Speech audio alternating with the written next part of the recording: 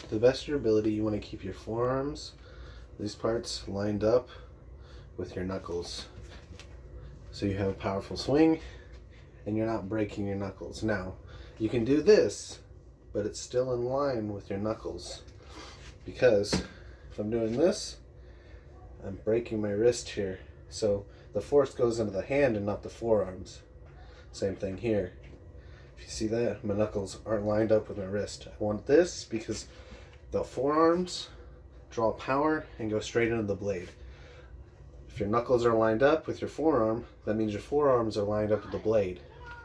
Now, if you have both of your forearms lined up with the blade, you're putting both of your arm muscles into it. Now, this is the weird one. Your left hand is kind of offset, so you have to always watch it and line it back up. See this? This, okay, but it's halfway in between. You want to line it back up. So the easiest way to show this is here. And even now I still have a kind of break in my bottom hand and I have to line it back up. But see this? Just by lining up my back knuckles, my blade changes direction slightly, even though my knuckles look like they're on there. When you cast shot, same thing. You will still want to keep your knuckles lined up, but you don't want to put as much like effort into maintaining this wrist movement, because if you do, you're putting all the shock of the blade in your wrist, and you don't want to do that when you're casting. If I throw out and hit somebody, all that power is going to my wrist.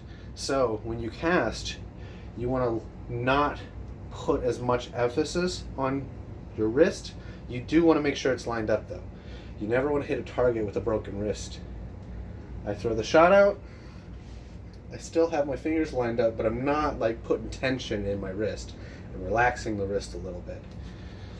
Same thing when you're about to hit something like a shield. You don't ever want to keep your wrist super locked up. You want to put enough effort into making sure your wrists are lined up with your knuckles so they're lined up with the blade, but you don't want to put so much pressure into it that you're getting shock from the blade in your wrists.